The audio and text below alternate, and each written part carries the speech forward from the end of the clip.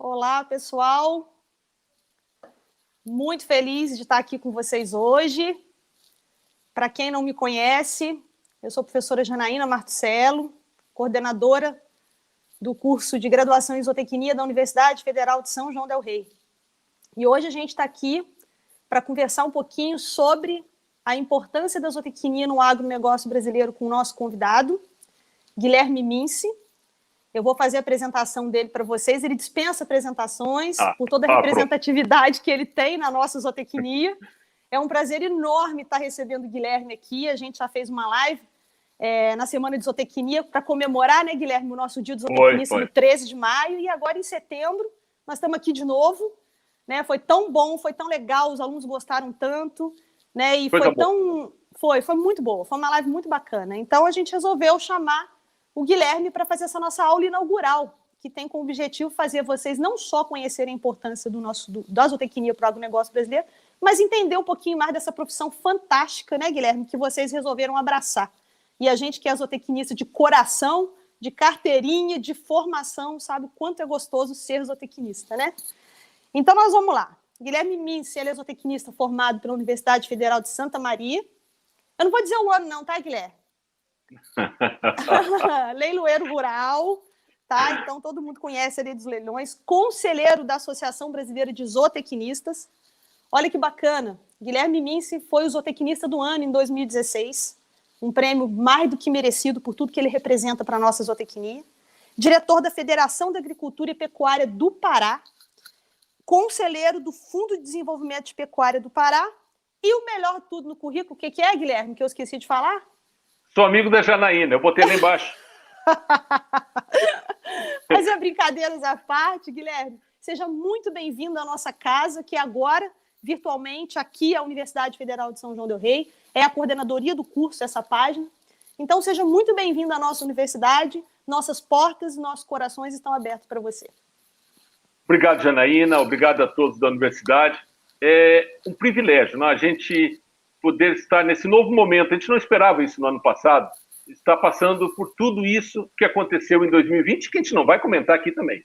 Mas o 2020 trouxe muita coisa boa nesses revés que nós tivemos. E uma delas foi a gente poder aproximar as nossas palestras, ter novas amizades. Hoje eu sou amigo da Janaína. Eu conheço os cachorros dela, tudo. Sei que o marido dela vai lá arrumar a câmera. Isso aí nós não teríamos. Então, hoje, Janaína, é a 26ª live. Então, a gente conversou com faculdades diferentes, com gente diferente. Dessas 26, 23 foram com faculdade de zootecnia, 3 foram com outras faculdades. Mas todas elas nos trouxe assim, uma coisa muito gratificante, sabe? Eu tenho gratidão a todos esses convites, até porque nós não estamos dentro da academia. O Guilherme Minci, nós estamos brincando aqui, é zootecnista de formação, foi para o campo trabalhar com os conhecimentos da zootecnia. Eu migrei de Santa Maria, o que eu gostava era da bubalinocultura, então vim trabalhar na região norte, vim para a Embrapa, já tinha feito lá o EPAI de Bagé, vim para o Cepatu aqui da Embrapa, e isso aí traz aquela coisa que a gente comenta quando fala na forragicultura também, né, Janaína? A questão da estrada, né? Nos trouxe estrada. E estrada é uma universidade também, é um conhecimento também.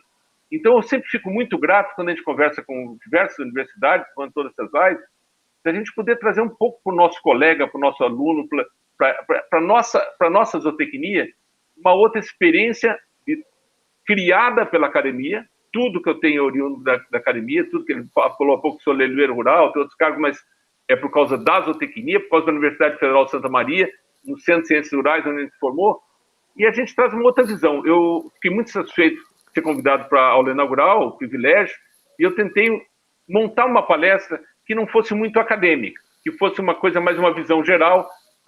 Passei primeiro para a Janaína para ela aprová-la, dizer é isso aí mesmo, para a gente falar um pouquinho dessa zootecnia que está chegando aí, nesse novo tempo, nessa nova época. Não vamos mais retornar ao que nós éramos antes.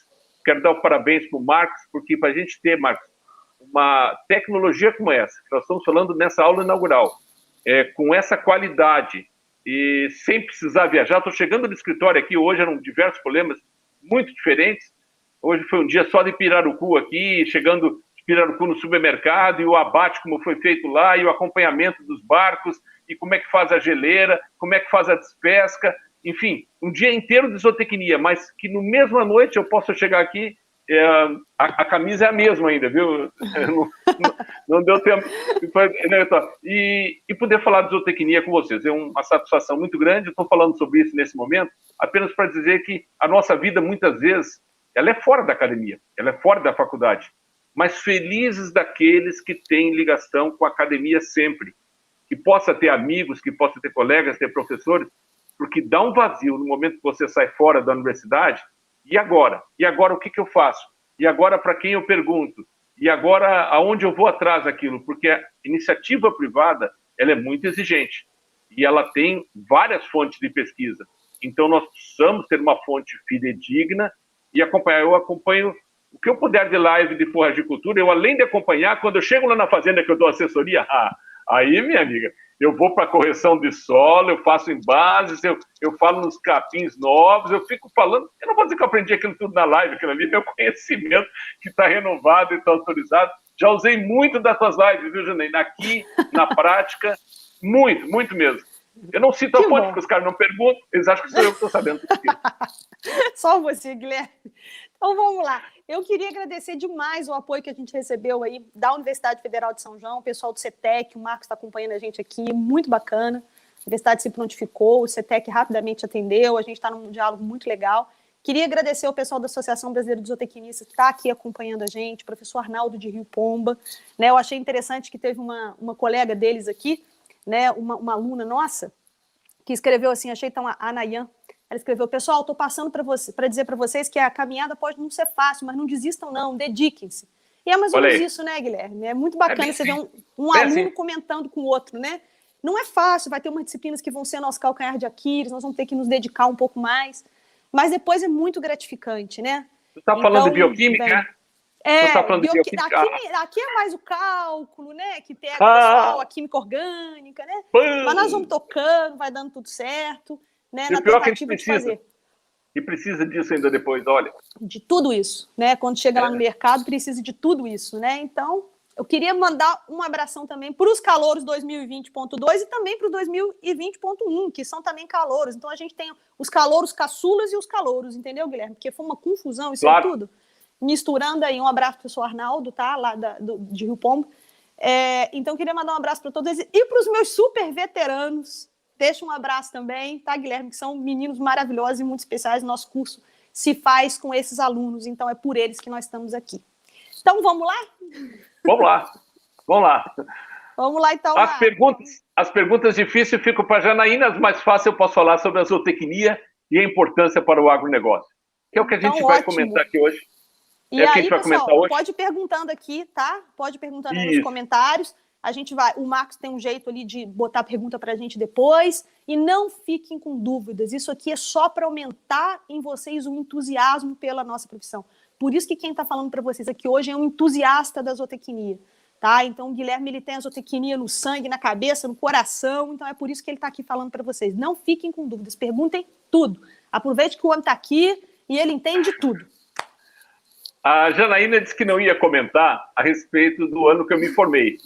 Mas como já apareceu ali 37 anos da Amazônia e eu não vim criança para cá, o pessoal aqui já fez matemática, já vai dar, viu que está beirando 60 essa história aí, tranquilamente.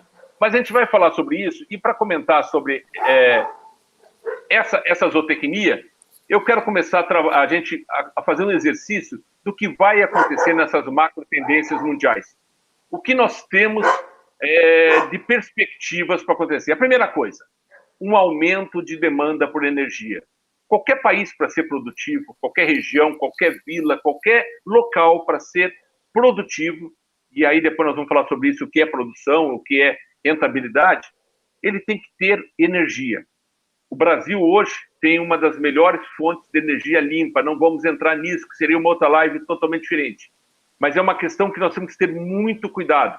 É a nossa independência por energia. Então, cada vez mais, porque não adianta ter energia e não ter interligação, não ter baixa tensão, não chegar para o produtor.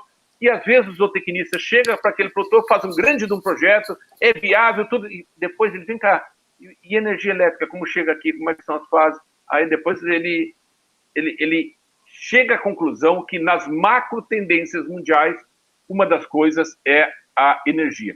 Tudo isso que eu cito aqui, depois eu vou colocar as fontes para vocês, é uma condensação de termos da FAO, da ONU, tudo isso está compilado já no que a academia nos conta. Então eu vou colocar isso como se fosse uma questão para nós que a gente todos concordasse, que nós vamos precisar de energia. Depois, no final, os que discordarem, a gente conversa. A outra questão é a urbanização. As emergências que estão acontecendo nas megacidades. Essas cidades, essas metrópoles, chamem do jeito que quiserem, e aí começa a se falar em cada uma das grandes capitais, na grande capital, no retorno, elas têm uma urbanização como emergência. Por quê? Não adianta você fazer essa cidade e ela não tem viabilidade. Quando eu falo viabilidade, é de tráfego, é de logística, imagina, eu estou falando com os senhores aqui de Belém do Pará, eu sou cercado por água, estou num istmo aqui, se eu não conviver com a Baía do Marajó, que no outro lado eu tenho o arquipélago Marajoara, se eu não conviver com os rios, com o Tocantins, com o Araguaia, com a chegada dos grandes rios e não conhecer as marés, e eu fizer qualquer proposta de urbanização para essa cidade, sem saber que aqui nós vamos ter inverno, vamos ter verão, nós vamos ter dificuldades de trabalhar. A outra questão, a terceira, seria a infraestrutura. A infraestrutura ela precisa ser bem modernizada, ela precisa ter muita competitividade, né? Nós estamos vendo aí agora trabalhos, principalmente em cima de ferrovias, que nós estamos muito atrasados no país. Para mim, aqui, principalmente na Amazônia, muda totalmente a partir de 2020, porque a BR-163, que liga Cuiabá a Santarém, que todos os meses de fevereiro, vocês viam, 30, 40 quilômetros de atoleiro, vai passar a safra da soja, vai passar a safra do milho, que vem do centro-oeste, até o nosso porto de Miritituba, na cidade de Itaituba, e então vai chegar até Santarém por barcaças, isso já está acontecendo, nós estivemos lá agora em novembro passado, e acompanhando essa logística, é uma coisa assim impressionante, você vê uma fila de 80, 90 caminhões com grãos, que não vão descer para o nosso sudeste, quer dizer, você sabe como estão todos os nossos portos do sudeste, né? Eu vou passando. Não dá mais, não tem mais condição. Tem que sair por aqui mesmo. Então, esses corredores, não só de grãos, de carne, de que você imaginar ligado à zootecnia, precisa ser entendido entre essas macro tendências. Um outro dado que o zootecnista de hoje precisa saber, esse que você está chegando agora na aula inaugural, o envelhecimento da nossa população. Deixamos de ser aquela população de jovens, Brasil, década de 70, nós temos agora senhores de idade, senhoras de idade, muito bem conservados e que são exigentes em alimentação. E nós estamos falando de zootecnia. Eles querem ter uma nutrição, não só como eles lembram do passado, eles querem lembrar daquela nutrição que era natural, eles querem saber aonde vai ter esse fornecimento, eles têm conhecimento, porque nós temos uma base hoje, principalmente através da internet, através do nosso celular, nós temos várias, mas então a população está mais envelhecida, mas ela envelheceu conhecendo o Google, envelheceu conhecendo a internet, envelheceu conhecendo várias, enfim, fornecimentos de alimento, e aí entra a questão que nós vivemos esse ano 2020. Quanto evoluiu a nossa entrega, o nosso delivery, vamos chamar assim, quanto ele evoluiu por causa dessa situação. A mudança no padrão de produção. Essa mudança no padrão de produção é uma exigência do mercado, é uma exigência de quem compra. Eu quero uma carne com mais maciez, eu quero uma carne com mais marmoreio, eu quero uma carne em que o zootecnista saia de fazer o Angus com o zebuíno, que ele faz o Hereford, ou faz o Devon, ou faz o Shorton, que ele sabe que são 4 raças europeias com origem inglesa, de precocidade, mas que precisa o zebuíno. Essa história o zootecnista tem que resolver para ele. Mas ele quer mudança no padrão de produção, porque ele quer uma carne mais macia e que essa carne tenha não só a qualidade da maciez, tenha o gosto, mas ele começa hoje a entender o que é carne de qualidade e carne que não tem a qualidade. E a última questão que eu coloco nas macro tendências mundiais é a intensificação por demanda de alimento. Isso aí já está sendo notado por todos, mas eu quero fazer uma comparação. Na década de 70, né, a maioria de vocês não eram nascidos, ou a grande maioria não era nascido ainda, o Brasil era importador de alimentos. Nós importávamos alimentos. Imaginem agora, e ó, tudo que nós estivermos falando aqui, eu não sou filiado a nenhum partido político, a gente não está falando aqui de política, nem de ideologia, varram tudo isso para fora, até porque eles mudam muito fácil de opinião. Tudo que nós importávamos naquela época, na década de 70, foi ontem praticamente, tudo isso aí hoje não seria viável, porque nós não teríamos dinheiro para importar depois de uma crise como essa. Então, se nós tivéssemos hoje a matriz produtiva da década de 70 em 2020, nós estaríamos fadados a ter desabastecimento no nosso mercado. Graças aos nossos produtores rurais, competentes, produtivos, graças à nossa tecnologia, graças a 1972 ter surgido a Embrapa, enfim, a conquista do Centro-Oeste, tudo isso que você sabe, a produção do Norte, as grandes áreas foram sendo conquistadas, nós tivemos essas macro tendências mundiais consolidadas aqui. Eu começo falando sobre isso, Janaína, porque eu acho que essa primeira imagem é alguma coisa assim que a gente precisa gravar, principalmente para os nossos colegas mais jovens, para saber o que eles vão encontrar, o que eles vão ter para nos próximos anos. Essa é a realidade deles. Pode ser que o Guilherme e a Janaína não precisem tanto isso no mercado de trabalho deles, mas os nossos colegas que estão entrando agora na faculdade, se eles quiserem anotar essas macro tendências mundiais, depois isso aí vai ficar gravado, ou ver de novo, pode nos cobrar, porque são questões que é muito difícil de você mudar. Passando essas macro tendências, Janaína, a gente começa a falar de uma outra questão que eu considero muito importante, as mudanças mundiais até 2030, né? O que a gente vai mudar nesses próximos 10 anos? Passa tão rápido 10 anos, é uma coisa tão...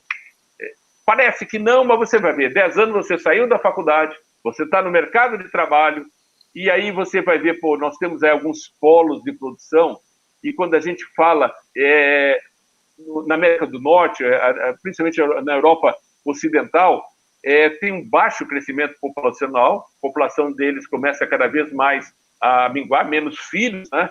E um crescimento da renda per capita, ou seja, vai ter poder aquisitivo e uma maior demanda por bens sofisticados. Eu não vou entrar aí, tem várias questões aí, um própolis com mel, de tal floração, enfim, a zootecnia tem isso aí, a piscicultura com mais beta-caroteno e com mais ácidos, enfim, tudo isso aí vai ter dentro dessa população. A América Latina, a nossa América Latina, ela tem um baixo crescimento populacional, mas também tem um baixo crescimento econômico nesses próximos 10 anos. Não vai ter nenhum boom, nós vamos ter que recuperar, vamos ter que lamber as feridas. Mas começa a diminuir o nosso crescimento populacional, que era exponencial. Começa a segurar também, começa as famílias a ter menos filhos. A população não cresce mais como antigamente, você criava novas cidades a toda hora, criava cidades do Centro-Oeste, abria uma cidade hoje, depois se consolidava, virava já uma metrópole. Eu quero também falar sobre a África, conversar sobre a África, e depois eu vou dizer por que eu estou conversando sobre esses 10 anos. As elevadas taxas de crescimento da população africana, que continuam, trazem para eles um problema econômico sério. É o terceiro maior crescimento per capita desde 2030. Eles vão ter um aumento de demanda por bens de consumo e insumos muito grande. Se preparem para fornecer comida para a África. E aí eu vou explicar para uma reunião que a gente teve no CNA, Confederação Nacional da Agricultura, que eu fui aqui como diretor da FAEPA, e nós estávamos esperando o pessoal da USDA, os americanos do Ministério da Agricultura americano, vamos chamar assim, e vieram, Janaína, 3 jovens representando o poder de pensamento americano quanto à nossa produção. E eles me citaram uma coisa que eu nunca esqueci. Se nós aumentarmos 1% o PIB americano, que é gigantesco, né? O americano vai usar mais o turismo, vai comprar um carro novo, vai trocar de roupa, vai ter um tênis melhor, vai crescer. E isso aí, 1% no PIB americano são bilhões e bilhões de dólares. Se nós crescermos 1% dentro do PIB da África, eles vão começar a comer ovo, proteína mais barata, porque são muito deficientes ainda na alimentação. A alimentação muitas vezes são sobras de lavoura que eles compram. Se nós aumentarmos 1% o PIB do brasileiro, ele vai fazer o churrasquinho na laje, vai tomar uma gelada. Vai sim, porque é o perfil do brasileiro. Ele gosta da carne, sim. Ele pode até não comprar uma carne de qualidade, mas ele faz eu estou falando disso no popular, é o churrasquinho na laje e comprar uma grade de cerveja, que é assim que caminha a humanidade. Eu quero conversar com vocês também do crescimento do Oriente Médio. O Oriente Médio cresce a população. Se nós pegarmos um mapa de venda do boi em pé, que sai aqui de Belém, do Porco de Barcarena, que é o ladinho. Se eu olhar para a direita aqui, as luzes do porto ao fundo, dá para a gente olhar aqui, eu estou junto à Praça Batista Campos. Se nós olharmos aqui para a direita, os navios saindo, e pegar a exportação de boi, eu estou falando do boi em pé, por questões do Oriente Médio, a importação do boi é fundamental, o Pará só consome 33% da carne que produz. Quais são os países maiores importadores? Turquia, Egito, Irã, Iraque, Arábia Saudita. Tudo está passando pelo Estreito de Gibraltar. Tudo está passando acima daquela curvinha ali da África, onde está marcada a África ali, a Europa, e tem que entrar dentro daquele gigantesco mar que tem ali. Então, ali está uma população que se alimenta hoje do boi que é produzido e que nasce no Brasil. E principalmente na região norte, saiu agora um navio com 23 mil terneiros lá do Rio Grande do Sul, para o Porto Rio Grande também. Somos grandes exportadores. Prepararmos para esse drive de mudança mundial. Outra questão, o sul da Ásia. Sul da Ásia. Crescimento populacional, econômico e renda per capita extraordinários. Maior contribuição no crescimento mundial. Se preparem, senhores, o sul da Ásia é algo assim extraordinário. No ano passado, nós tivemos 15 dias na Índia, nós já conversamos sobre isso. No dia nós vamos falar sobre uma viagem à Índia na visão da zootecnia ainda também. Que eu acho uma coisa assim fabulosa. Eu queria muito ouvir você falando disso. Eu vi uma live sua, queria muito que você falasse para os nossos alunos sobre essa sua ida na Índia. Aquela live foi fantástica. Depois até vou colocar o link para eles acompanharem. Pronto. Foi feito lá com a universidade, foi em São Paulo, né? Foi de São Paulo. E aí a tua colega coordenadora Ana Ambiel disse, Guilherme, eu quero a viagem para a Índia na visão da zootecnia. E o que eu quero falar com isso? A gente se encontra num país, e lá eu estava junto com o Ministério da Agricultura, lá o nosso adido do Ministério da Agricultura, junto à Embaixada do Brasil, na Índia, e lá eu vivia no ICAR. ICAR é a Embrapa da Índia. E nesses 15 dias, a gente viu 15 dias de possibilidades para abastecimento de produtos da zootecnia. É uma coisa assim fabulosa. E, por último, eu queria falar do leste asiático, que tem um crescimento econômico e de renda per capita, grande crescimento mundial, capitaneado aí pela gigante China, mas que vai viver sempre nessas rusgas, né? China, Estados Unidos, comércio, vão viver por aí. Esse desenho aí vai ficar aí com vocês, a professora vai discutir com vocês, é um desenho que a zootecnia tem que pensar nos próximos 10 anos. O zootecnista tem que imaginar nesses próximos 10 anos. E muito cuidado para a gente discutir isso dentro da academia, discutir com os nossos colegas que estão no mercado de trabalho, seja eles de frigorífico, seja eles em produtores de insumos, porque é uma região muito... é um tema muito poluído por diversas tendências de ideologia que não nos interessam nem nos servem. Então, cada um puxa a brasa para um lado, puxa o viés que quiser, mas nós, como zootecnista, como técnico, como profissionais, na academia, quando você chega lá com a coordenadora Janaína, e para colocar qualquer coisa dessa, mas olha, em exame de mercado que nós estamos pensando nos próximos 10 anos, eu ouvi falar lá naquela palestra que talvez a gente tenha que prestar atenção nesse sul da Ásia, sim, e ver o que é que eles vão comer lá, porque eles têm um mercado ágil. Passando isso, eu vou comentar, vou chegar no nosso chão, né?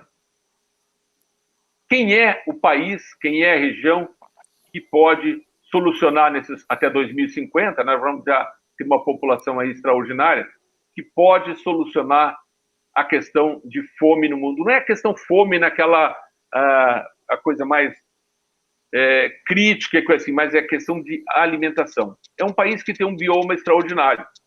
É um país que tem uma constituição, tem várias piadas, várias brincadeiras, somos abençoados por todos, né? Mas é difícil você ver todos esses biomas e preste atenção, converse em casa.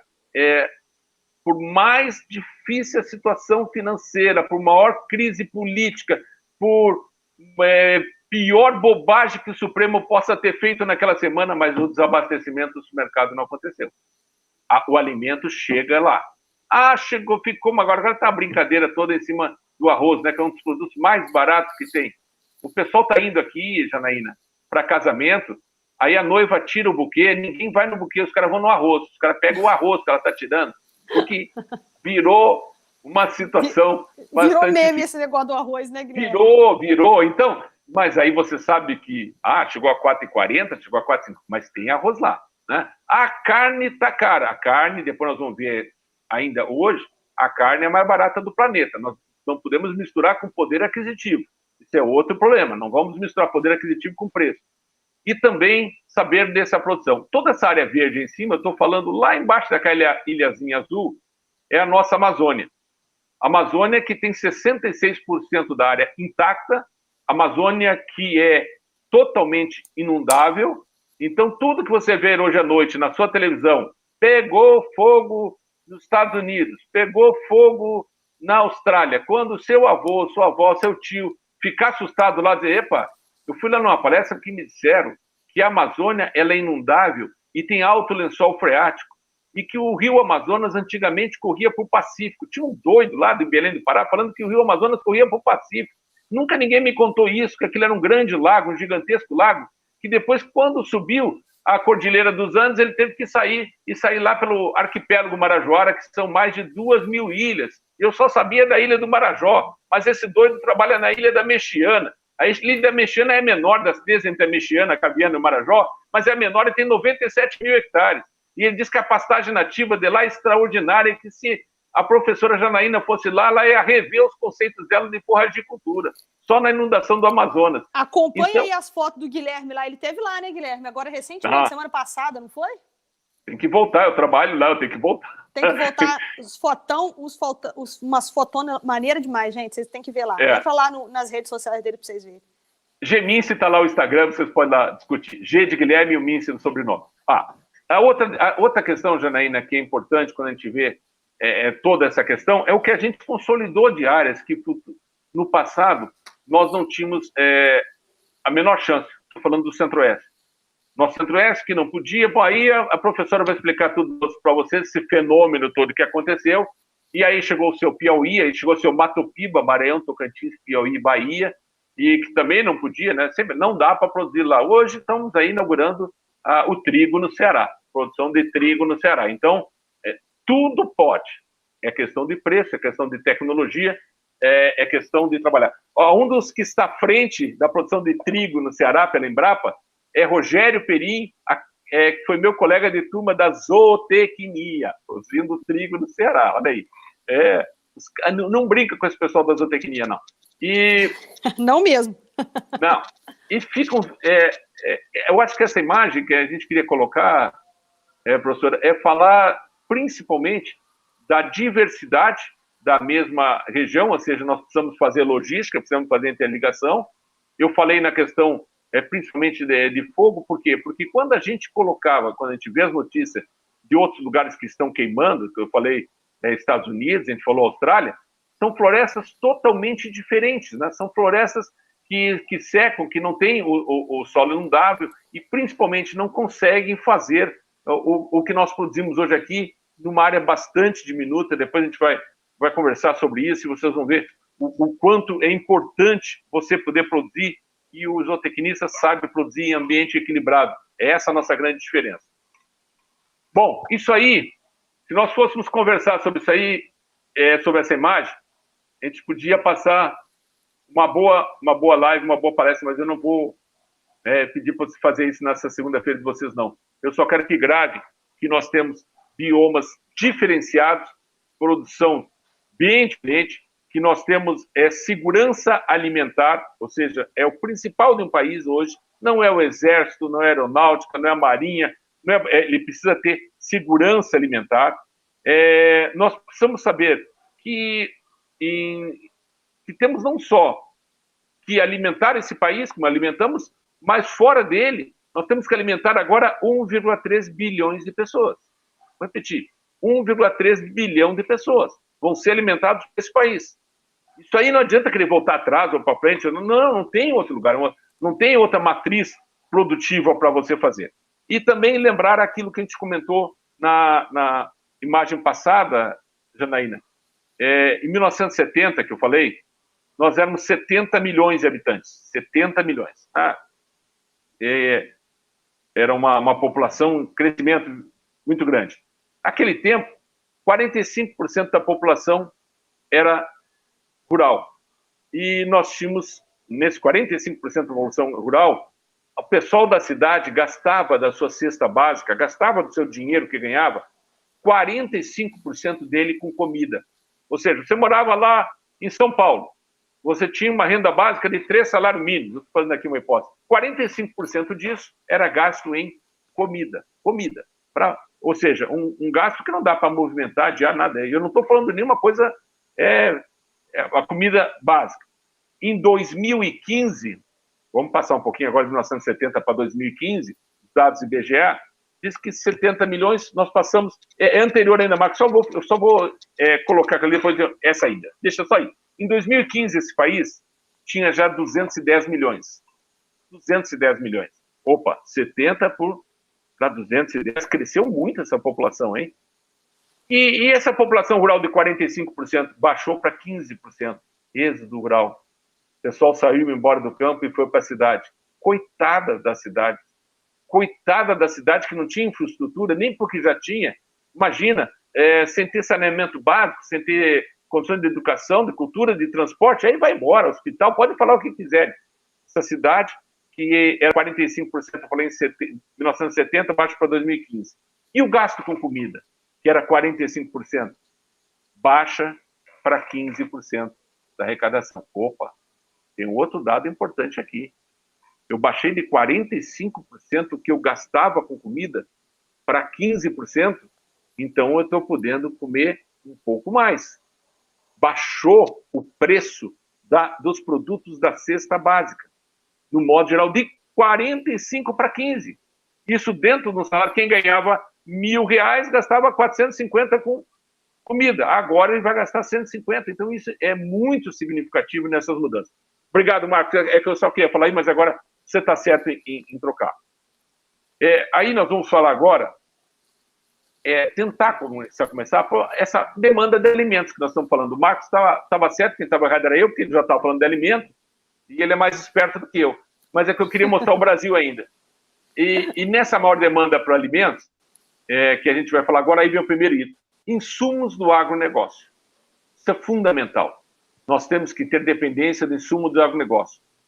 A agricultura de precisão vai ter a necessidade já de investimentos, agora, 2020, de 4,5 bilhões.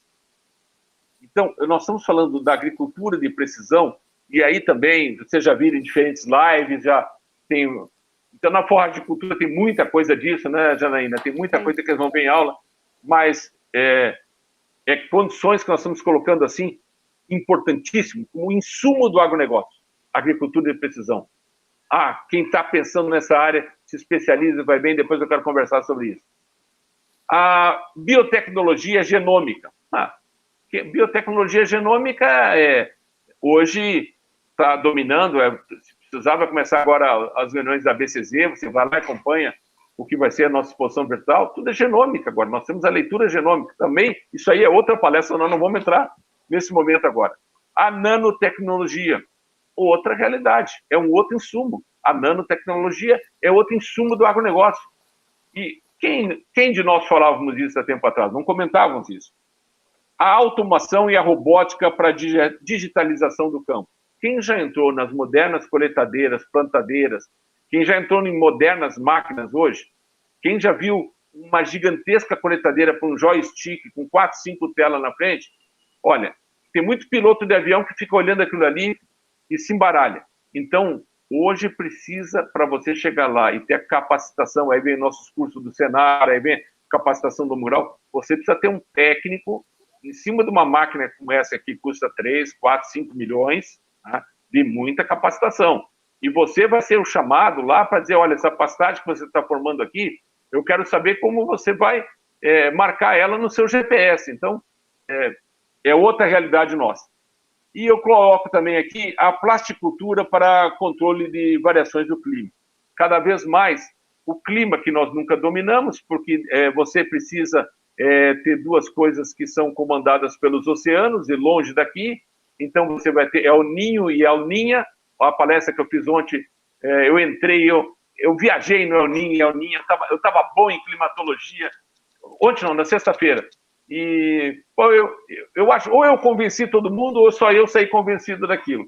Mas nas variações que a gente precisa, então a plasticultura hoje, ela precisa ser cada vez mais dominante, porque imagina, qualquer chuva, qualquer intempérie no final de uma safra, dentro de algum produto que seja vital naquela região, pode causar um baque econômico muito grande.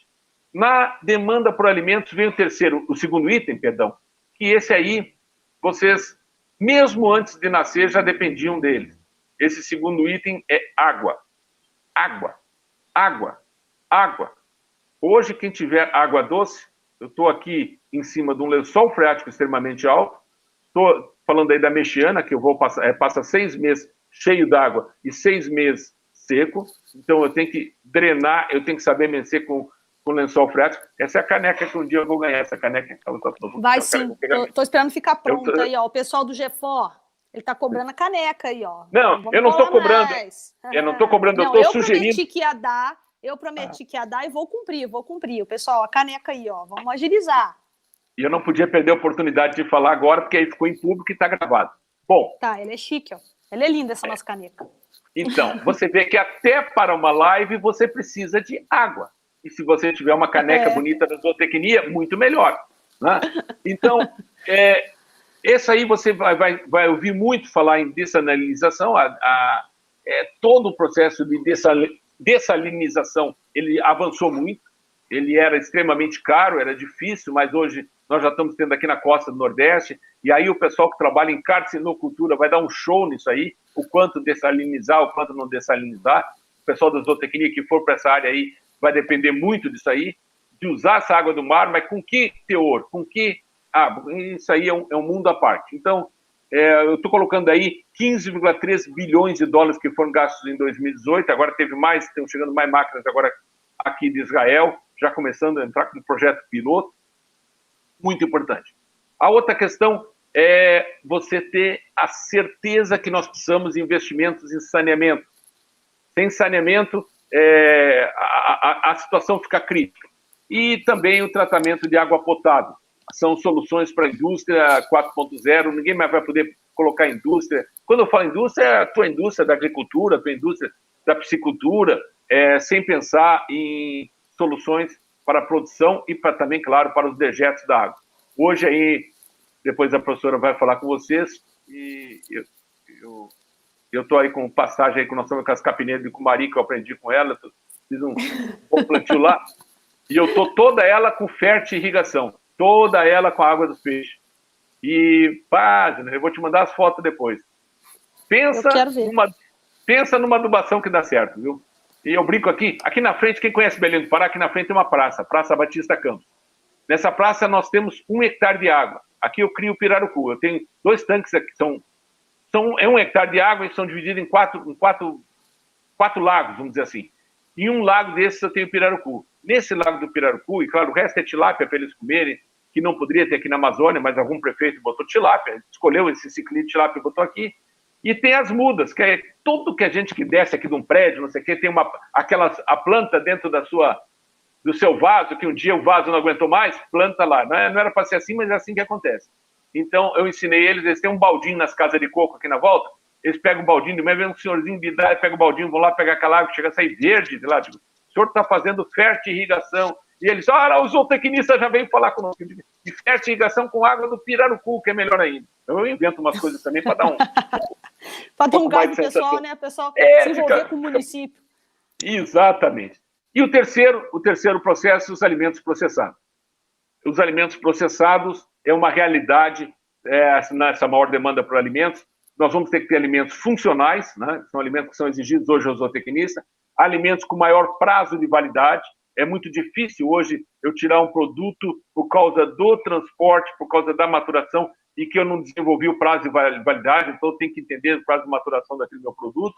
O consumo de alimentos com outros perfis, exemplo, diferenças de proteínas, né? Eu não vou começar a falar aqui em insetos, porque senão também é muita conversa, mas cada vez mais a zootecnia vai entrar na zootecnia, na proteína de inseto, e as embalagens inteligentes. Ninguém mais aguenta esse mundo de plástico, o plástico esse de polipropileno, que não tem mais espaço no planeta para nós e para o plástico. Então vamos escolher nós ficar e diminuir o plástico. Já tem ilhas no oceano, tudo isso que vocês conhecem. Mas isso aí, para a zootecnia, o que tem que ficar para o nosso aluno é dizer, nós vamos ter maior demanda por alimento. Sim, todo mundo tem que concordar com isso. Agora, que alimento e como? Então isso é importante. Passando isso, a mudança nesse padrão de produção, né? Do que a gente produzia. Eu já falei aqui há pouco, já conversamos sobre eficiência energética, diminuição de emissão de poluentes. Cada vez isso vai ter. Eu produzo muito, mas eu poluo muito, não vale a pena. O teu custo-benefício não me serve, né? Então, o crescimento econômico vai demandar de um consumo energético, a produção com maior eficiência energética vai necessitar, para o equilíbrio ambiental, isso é uma coisa... mas cada vez mais. Cada vez mais. A mudança no padrão de produção. Passando isso, eu quero citar e quero conversar com vocês a respeito da urbanização. O que é essa urbanização? O primeiro cenário dessa urbanização é o aumento, sobretudo em áreas que estão crescendo muito rápido, que eu falei já aqui, nós comentamos aqui sobre o leste asiático, o Pacífico, a Zona Sul e uma parte da África. Esse cenário de aumento da urbanização é extremamente necessário. Tem o aumento da população mundial até 2030 de 1,35 bilhões, ou seja, a população vai aumentar, nós vamos ter que ter lugar para mais de 1,35, e desses 1,35 bilhões que vai aumentar, repare, 1,29 vai estar na cidade. Se você mora na cidade, te preocupa, meu amigo, te preocupa, porque 1,29 bilhões de pessoas vão chegar nas cidades, vão chegar no meio urbano. E eu estou falando isso até 2030. 2030 é ali, quando vocês vão estar formados no mercado de trabalho. Esses caras tomam café da manhã, almoço e janta, grande maioria que tem poder aquisitivo. Então, a produção de alimentos tem várias teorias, eu não vou para as leis malthusianas, tem nada disso, mas que essa população vai chegar para comer, vai. E nós já entendemos aqui no Brasil que a população vai envelhecer. Aumentar, envelhecer, enfim, são soluções e tendências que nós temos para o aumento da urbanização, com sofisticação tecnológica, é claro que nós temos que ter cada vez mais tecnologia, e que vão dar origem às que a gente chama hoje cidades inteligentes. Tem vários, se você pesquisar no Google hoje, não pode mais hoje ter uma cidade e ter um lixão na entrada da cidade, onde esse chorume, onde esse cheiro, ou seja um empecilho para ela e para toda a população. Isso aí, todo mundo está cansado de saber. A automação e integração do sistema de transporte, energia, prevenção de acidentes, saneamento, é uma questão fundamental para o zootecnista que trabalhar, onde está o nosso consumidor, vamos chamar de consumidor final, ele vai estar na cidade, né? A grande maioria, a esmagadora maioria vai estar na cidade, e ele vai ter esses problemas no cenário. E quem vai ter que abastecer é você, meu caro colega, você que produz proteína animal. Por favor, Marcos. Passando isso, o cenário de envelhecimento das populações, eu já comentei, mas apenas para ilustrar, pessoas estão vivendo mais de 100 anos já. Já tem pessoas, já está sendo normal, o cara fez 100, 101 anos, e cada vez tem mais gente passando isso. Antigamente, quando o cara chegava a 40 anos, era extraordinário. Na idade da caverna, o cara chegava a 20, 30, dava um porretaço na cabeça da mulher, ficava sozinho, morria de desgosto, já morria aos 20 anos. Depois, tu tá rindo, mas é verdade. Hoje em dia, se levantar a mão, tá preso. Então, lógico, não, eu não tô. Eu só estou falando que aconteceu uma evolução. Evolução, exatamente. Hoje em dia, qualquer coisa errada, a mulher solta os cachorros. Então, tem que ficar... Eu solto mesmo. Eu imagino. Eu imagino, né? Então, junto a isso, as famílias estão tendo menos filhos. As famílias têm menos filhos hoje. Porque aquelas famílias que nós tínhamos, tinha 15 irmãos, 12 irmãos, um foi padre, o menos inteligente, aquele mais bobinho lá, aquele que ficou cuidando da fazenda lá fora, que o outro foi ser advogado, foi ser doutor, o bobo ficou na fazenda. Isso aí, o que eu quero comentar com isso aí? Que 608 milhões, que são agora de idosos, né, atualmente, vão virar 836 milhões em 2030. Repare, de 608 passa para 836 milhões de idosos, dentro de um consumo natural para idosos. Claro, né? Você não quer que esse idoso coma hoje o fast food que você está comendo ali na vaquinha da faculdade, né? E 7,8% da população atual, repare, 7,8% da população atual vão ter 11,4% da população brasileira de 2030. Ou seja, outra evolução de 7,3% para 11,4% na população brasileira. É muito significativa. Consequência disso, o resumo que tem que ficar dessa imagem é que o zootecnista precisa ter um novo perfil, conhecendo o perfil demográfico, que será determinante na transformação da demanda. Cenário de envelhecimento da população, demanda muda e cresce. Então, mas eu não concordo. Não concorda, você vai ter que negociar com todos os números que estão crescentes e os gráficos que tem no planeta. Você pode até discordar, mas vai ter que ter argumento para falar isso aí. Por favor. Proteína, então. O mundo precisa de proteína. O mundo precisa de proteína de qualidade. E quando eu falo proteína de qualidade, principalmente a bovina, a suína e a de frango. A projeção que os americanos fazem para 10 anos, e é a projeção mais segura pelos métodos e pelos números que eles têm, isso aí é número de satélite, é número de safra, é número de registro. Vocês veem ali 2020, onde nós estamos, ali embaixo, tem uma exportação de carne do Brasil em torno de 7,8 milhão de toneladas, esse é milhão de toneladas, certo? 7,8.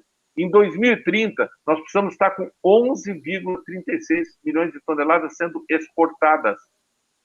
Precisamos estar com 11,36.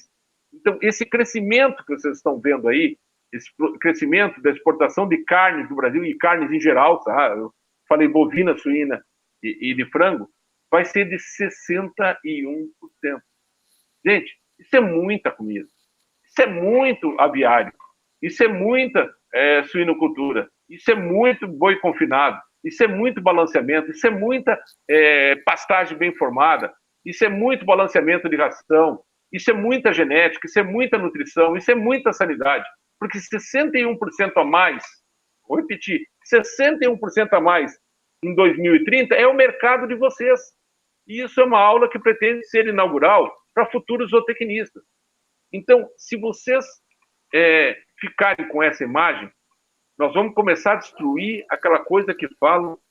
O cara entra já na primeira matéria. Professor, como é que é o mercado de trabalho? Professor, meu amigo, mercado tem. Mercado tem.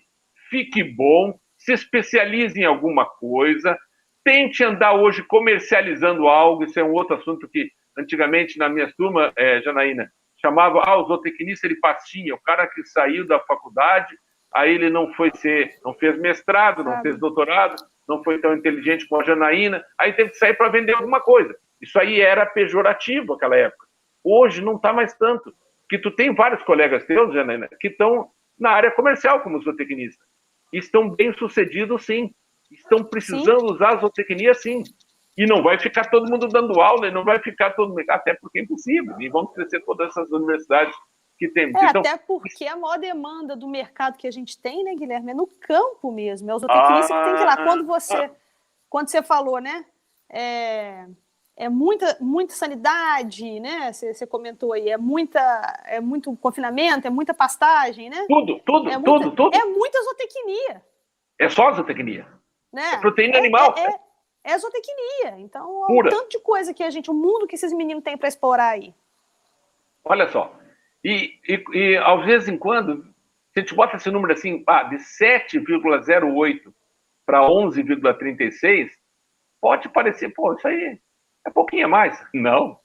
Isso aí tem que ter uma evolução tecnológica, isso aí tem que ter logística, isso aí, os outros atributos que englobam, isso aí tem que ter comercialização, isso aí tem que ter moeda forte, isso aí tem que ter abastecimento interno, né? Então, quando eu falei uma palavra aqui antes e vocês concordaram comigo, nós precisamos ter num país segurança alimentar, porque senão nós não somos nada.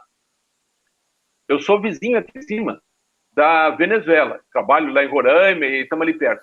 A Venezuela, quando existia, agora acabou, a Venezuela, quando existia, pode até, por questões políticas, você se mantém, a força, o contrato, tu faz miséria, mas a hora que falta tal da comida, a hora que o filho chora e a mãe vê que não tem mais nada, acabou teu país. Tu pode fazer um castelo, botar 50 tanques em volta em um avião, mas acabou teu país. Então, segurança alimentar, e principalmente alimentação de qualidade, é fundamental. Passando isso, Janaína, eu vou só, isso é só para ficar imagem, não vou falar sobre isso aí, é tudo que nós comentamos até agora, mas para ficar registrado, a questão de infraestrutura, né? Infraestrutura é tudo isso que nós estamos vendo aí, todos esses cenários de países que estavam sem ferrovia, que nós precisamos das tendências, que nós precisamos hoje de ter uma boa internet, nós precisamos ter uma boa conectividade, a infraestrutura social, como, por exemplo, a educação, que precisa cada vez mais ter essa fundamentação. E eu resolvi deixar essa imagem aí, claro que a gente não vai falar sobre ela, mas os países que, além de obsoletos, precisam se expandir e que não tiver a infraestrutura, quem fala-se muito, né? Gasta esse termo, infraestrutura, não sei o que, mas que não tiver hidrovias, ferrovias, não tiver rodovias decentes, não adianta produzir. O custo encarece muito, se perde muito pelas estradas. E quando esse custo encarece, não tem produtor do outro lado para pagar essa condição. O cara não quer saber como tu tirou de lá. Ele quer chegar e ter o preço do produto. Então, isso aí vai ficar gravado, vai ficar isso aí. Depois, se quiser até ler em aula, e se tiver alguma coisa errada aí, não adianta que o Guilherme já terminou a live e já foi embora. Não, mas isso é interessante comentar, até quando a gente comenta do custo Brasil, né? Guilherme? Perfeito. É isso aí. É isso aí. Que aí a questão de estrada esburacada, estrada sem segurança, o camarada vai ser assaltado, né? Esse tipo de coisa está tudo inserido no custo Brasil, quem paga é o consumidor, né? Você monta o melhor projeto de zootecnia, na melhor área possível. Tem toda a infraestrutura que você imaginou, mas não tinha segurança fundiária. Você não tem o título da terra, você não tem a segurança. Acabou o teu projeto. Acabou o teu projeto. Então, tem que ser mencionado. É dentro da zootecnia. Passando isso, vamos ver a produção do Nacional do Complexo de Carne, já que nós vamos ter que alimentar esse mundo todo, como é que está andando isso aí? Ali, quando vocês notam as três produções, a produção em milhões e 1.000 toneladas, né? Vocês notam esse gráfico bem aí de cima, que é a avicultura.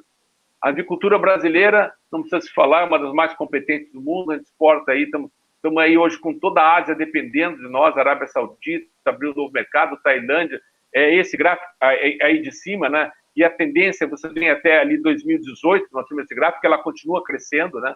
Continua bem ascendente, a questão da avicultura. No meio, os bovinos, né? A nossa carne, bovinos e bubalinos também que nós exportamos.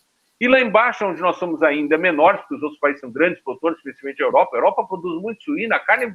Quem vai para a Europa comer, come carne de porco, não come outra coisa. Esse é o nosso panorama no complexo das carnes. Todos os gráficos são crescentes. Todos são. E nós temos como produzir muito mais, só pisando um pouquinho no acelerador e tendo mais condições. Os cachorros, Guilherme, ó. Te incomodando aí, falar em carne. Não, eles vão falar em carne. Da graça. Desculpa aí. Falar em carne para cachorro branco é rápido. Bom, as exportações. Quem são os exportadores, né? O maior exportador é o Brasil, né? Temos essa liderança de mercado. Reparem, eu não estou falando do maior produtor, eu estou falando do maior exportador. Os Estados Unidos, que estão em segundo, são maiores produtores, mas eles têm uma coisa chamada consumo interno. Então, com esse consumo interno, a grande parte da alimentação deles fica dentro dos Estados Unidos, vamos dizer assim. E em terceiro lugar vem a União Europeia, que produz muito, principalmente carne de suína, mas ela tem um alto consumo e ela tem um mercado extraordinário, até pela localização da Europa e seus vizinhos, é extraordinário. Mas esses aí são os players dos maiores exportadores de carne de frango hoje, e a carne de frango, o Brasil ultrapassou há um tempo atrás os Estados Unidos, lá para 2003, e jamais vai perder essa liderança. Hoje nós temos as avós, nós temos a genética, nós temos uma avicultura de primeiro mundo, e ela com um sistema cooperativo extraordinário.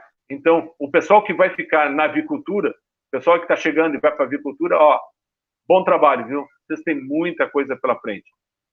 Passando a questão do frango, né, das aves, nós vamos para a carne suína. Na carne suína, o Brasil aí está como um dos menores exportadores, é aquela faixa azul embaixo. Mas nós temos um mercado abastecido, temos exportação, estamos crescentes, né? Mas nós não exportamos tanto quanto a União Europeia. Vocês veem lá em cima, a exportação ali em vermelho da União Europeia. Porque eles são vizinhos dos países asiáticos. A suinocultura, mesmo movida a grão, ela é tocada em pequenas áreas, para menor área, mais confinada, é óbvio. E eles detêm genéticas de todos os Landrace, Large White, enfim, de todos os Duroc, de todas as raças que foram criadas originalmente na Europa. E não temos essa pretensão de ser melhores em suinocultura, mas quem for para a suinocultura tem tudo para crescer. Tem tudo. Quando eu digo for, é porque eu acho que a pessoa, meu modo de entender, o zootecnista tem que ter um foco e ser bom naquilo e começar a estudar aquilo, porque é tanta área da zootecnia que você vai escolher. E aí vocês notem ali, depois, em segundo, novamente, os Estados Unidos, que exportam bastante, né? Mesmo tendo um consumo interno, me perdoe, bastante grande.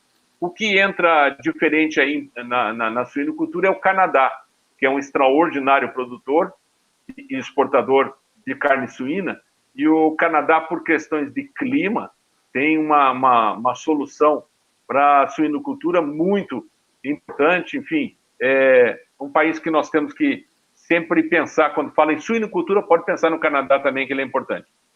A terceira coisa, nós vamos falar de bovinos, falar de gado, né? E aí eu vou falar nesses últimos 30 anos, que é a nossa pecuária nos últimos 30 anos. A maioria das lives que a gente fez foi sobre pecuária, você sabe que eu sou mais ligado à bovinocultura e à bubalinocultura, e aí eu resumo nesse gráfico.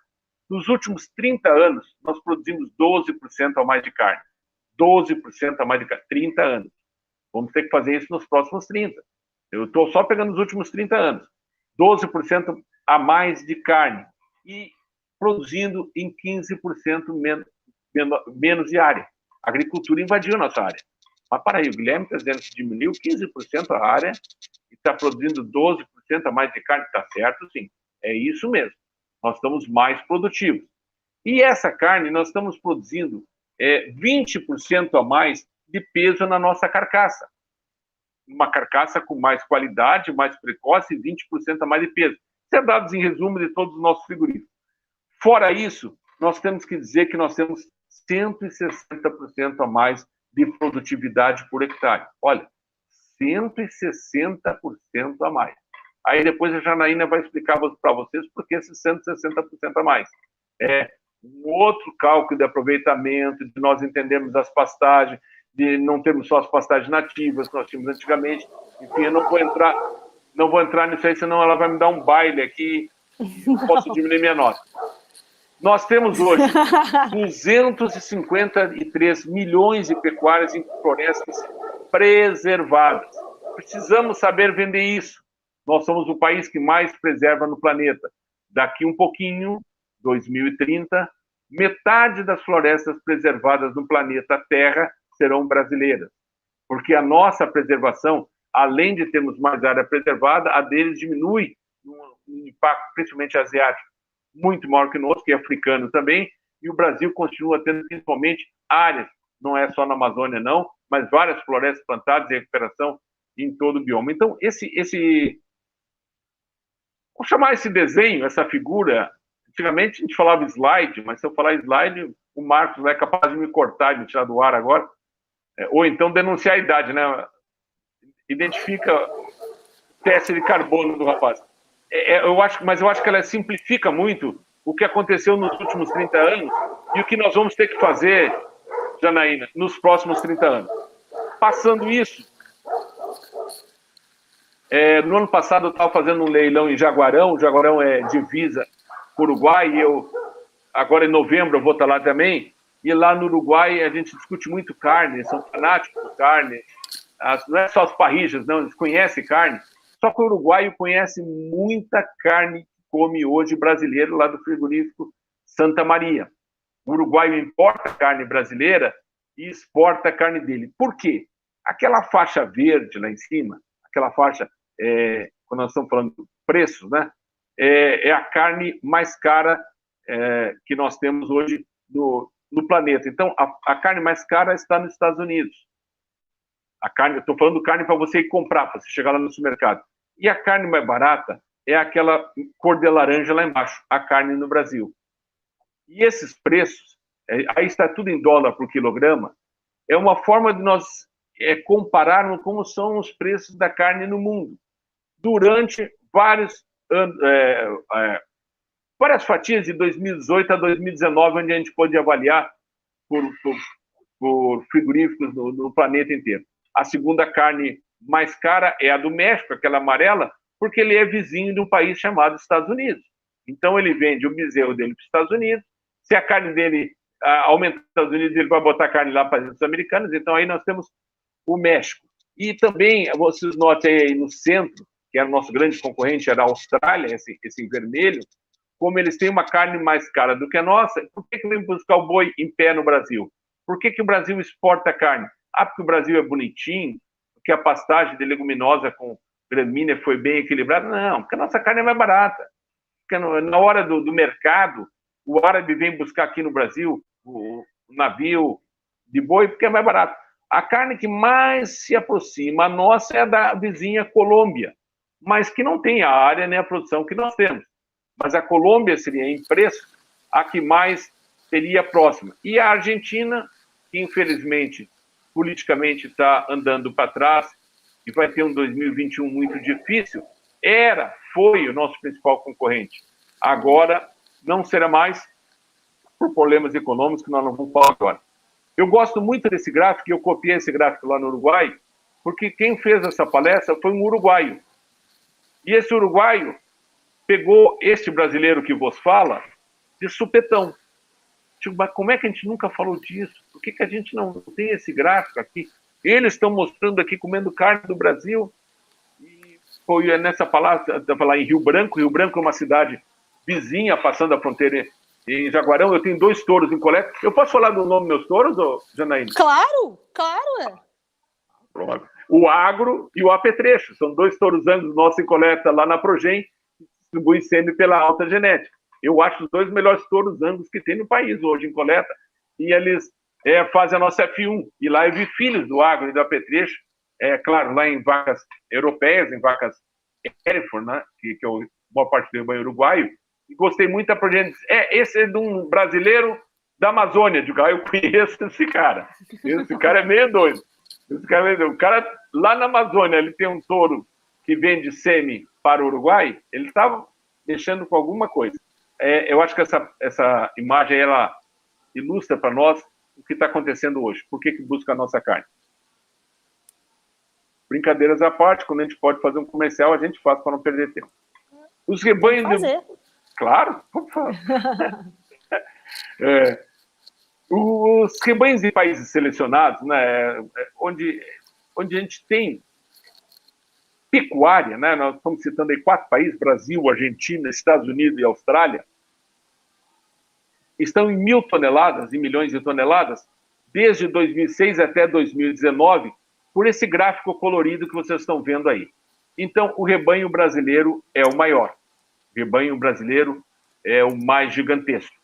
Precisamos trabalhar muito em qualidade, precisamos trabalhar muito em retorno, porque o rebanho americano, que é o terceiro na lista, ele tem mais produção do que nós de carne. Ele produz mais carne do que nós, mesmo tendo rebanho menor. Então, eu não quero dizer que o maior rebanho é o mais produtivo. Não, o rebanho americano é o mais produtivo, né? Então, tem trabalho para zootecnista, sim, e muito trabalho. Porque a nossa coluna não era para estar com um rebanho tão grande e termos tão pouca produtividade.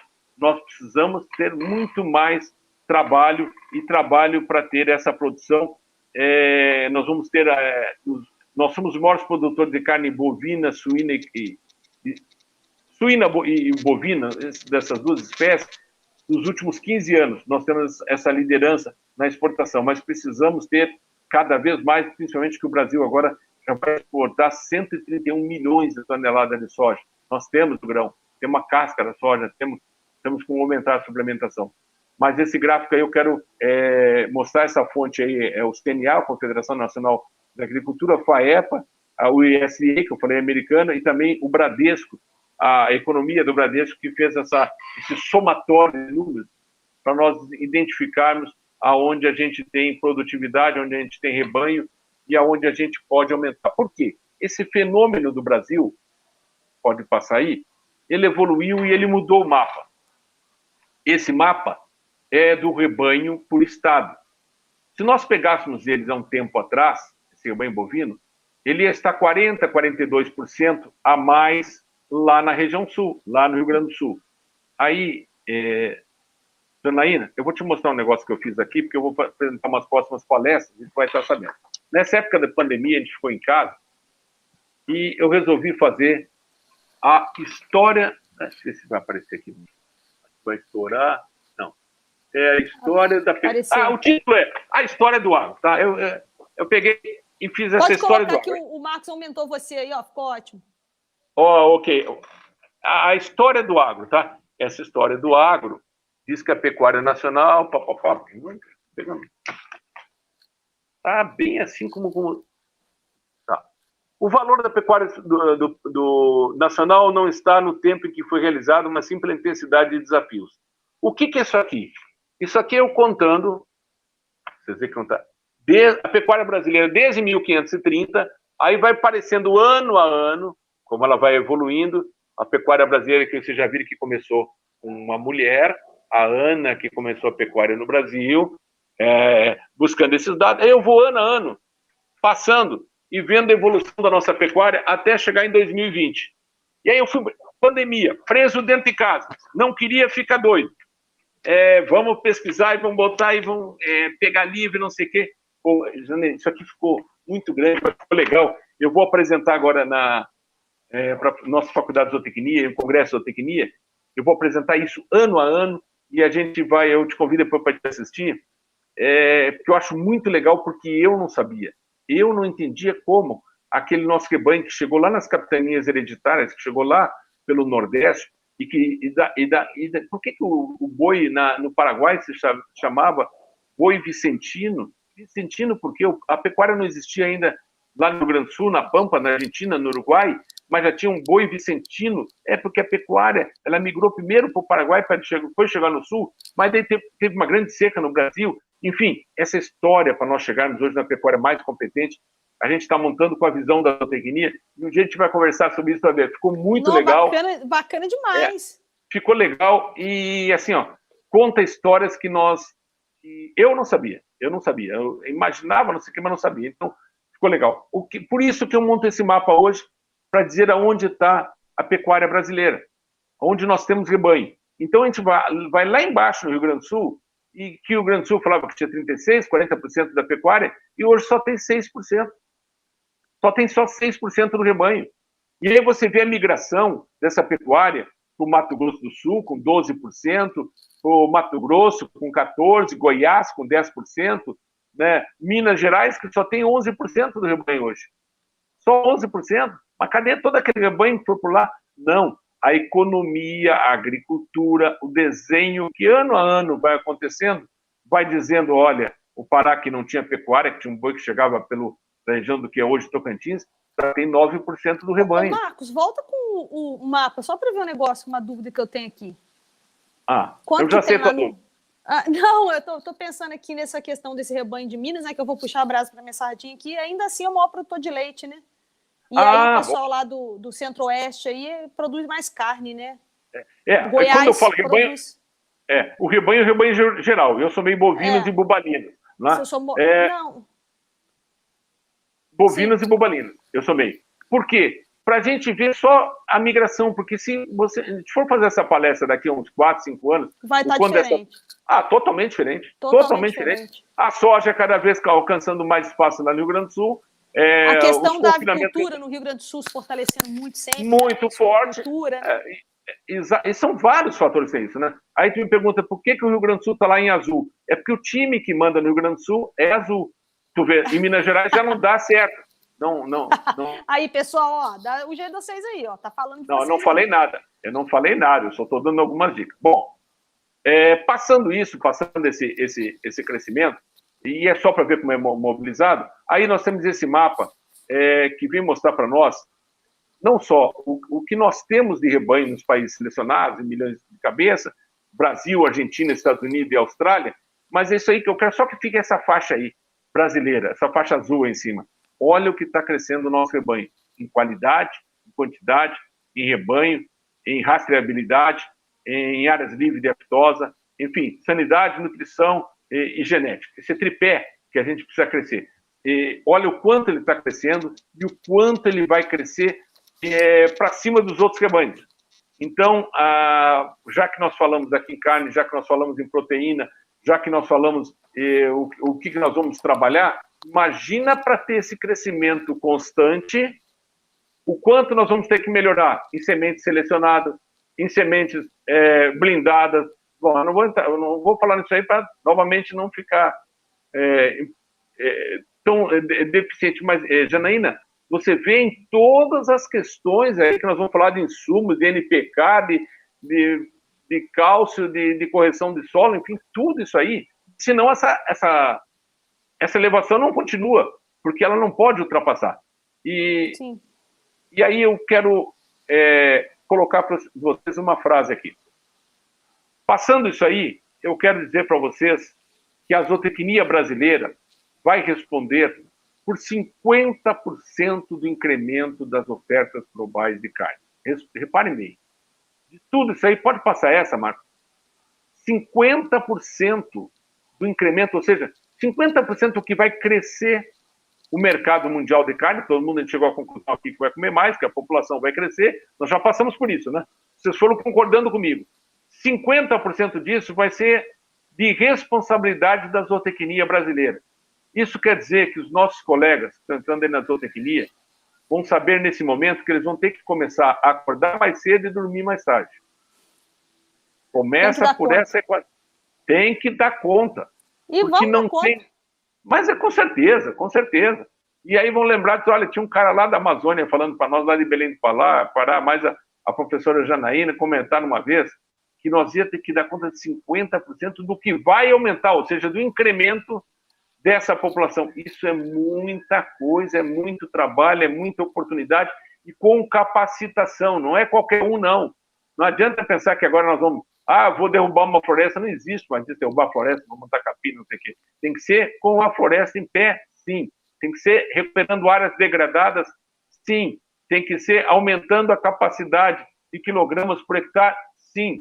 Tem que ser com mineralização da zootecnia, sim. Enfim, aí nós vamos vale ficar... lembrar também, né, Guilherme, que ainda assim nós chegamos até aqui onde nós estamos, porque a zootecnia teve avanços expressivos, né, no Brasil, no mundo de uma forma geral, no Brasil também, ainda assim nós chegamos aonde estamos, sendo o país que mais mantém em pé suas florestas, ao contrário do que querem nos pregar e nos rotular, né? Eu se olhar aqui em volta agora de Belém, primeiro aqui, posso virar essa câmera aqui, não existe fumaça. Segundo lugar, toda a volta de Belém a floresta é intacta, porque as ilhas são inundáveis, gente. Aqui a maré sobe e tudo fica embaixo d'água. O cara, para queimar ali, ele tem que fazer um matapilha, tem que fazer uma caiçara e queimar em cima. O que vocês veem hoje, as cenas que mostram hoje, é áreas de grileiros, não é fazendeiro, não é produtor rural, é área de invasão, mas nós não vamos entrar nisso aí, porque senão... hoje eu já discuti muito isso, hoje de manhã foi feio nisso. Bom, tá aqui. Passando isso aqui, e também é um tema que a zootecnia tem que estar falando, viu, Janaína? Marcos, volta rapidinho no último slide, só um pouquinho. Alunos queridos, olhem bem essa frase, decorem e levem isso para a vida. Olha o tamanho da responsabilidade que a gente tem. Tá? Cuidado. Então, vocês estarão preparados, os meninos que estão agora, os calouros caçulas, né? O 2020.1 e 2020.2, em 5 anos, talvez 6, né, pessoal? Estarão preparados para responder isso aí, ó, para atender essa demanda, tá? Assim como aqueles que estão saindo, que vão fazer parte desse processo de resposta a essa demanda. Então, essa é uma mensagem que eu quero que vocês tenham aí em mente para o curso todo. Desculpa, tá, Guilherme? É só para dar um alô para os meus meninos aqui. Se eu fosse vocês, eu anotava que, pelo jeito, vai ser questão de prova, viu? Eu anotava. Agora, eu peço desculpa, que eu já estou passando a hora aqui, 1h15, mas a gente vai só para concluir tudo isso que a gente falou, a nossa participação no mercado do complexo de carne, isso aqui, os últimos dados que nós temos em 2018, que os dados de 2019 já foram fechados, mas nós temos que compilar todos eles ainda. Mas, só para a gente saber, em 2018, né, que muda bastante, vai aumentar agora mais em 2020, 36,7% é carne bovina, 13,6% é carne suína e 50% é carne da avicultura, do frango, certo?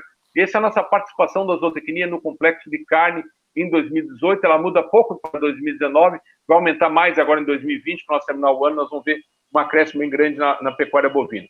Passando isso aqui, nós vamos ver o consumo de carne no Brasil e no mundo, e aí eu quero que vocês prestem atenção que no Brasil, 46% é o consumo de carne de frango, né?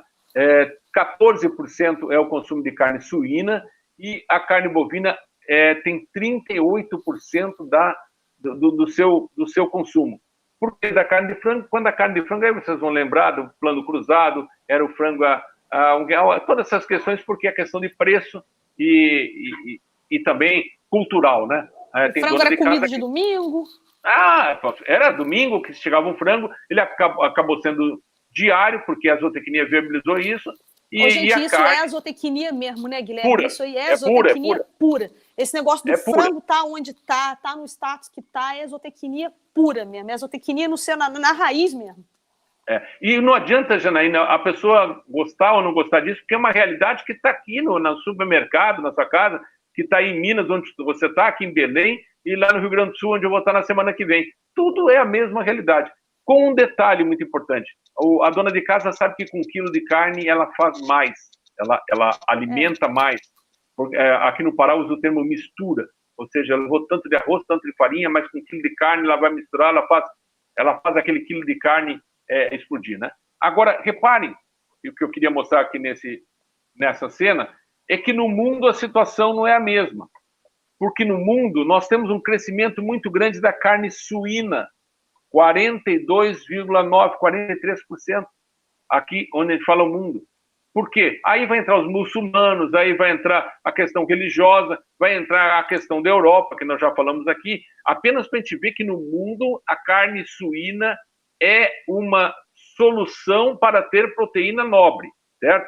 Mas mesmo assim, 23,2% é carne bovina, mesmo a Índia não comendo carne, mesmo sendo a dificuldade que tem na China de chegar um rebanho, mesmo tendo as dificuldades dos países asiáticos, onde um boi muitas vezes ele precisa ser de tração e não pode ser comido, porque se comer o boi da tração não planta arroz no outro dia. Questões culturais que nós não vamos entrar agora, tá? E passando isso, uma outra discussão que a gente quer levar para vocês é o rebanho bovino, né? E esse rebanho bovino, como ele está distribuído no planeta todo, você vê aí 30% na Índia. Tá? Novamente, questões culturais, questões ideológicas, enfim, questões religiosas, principalmente, né? Levam o maior rebanho a ser da Índia. E o segundo rebanho do planeta a ser o brasileiro.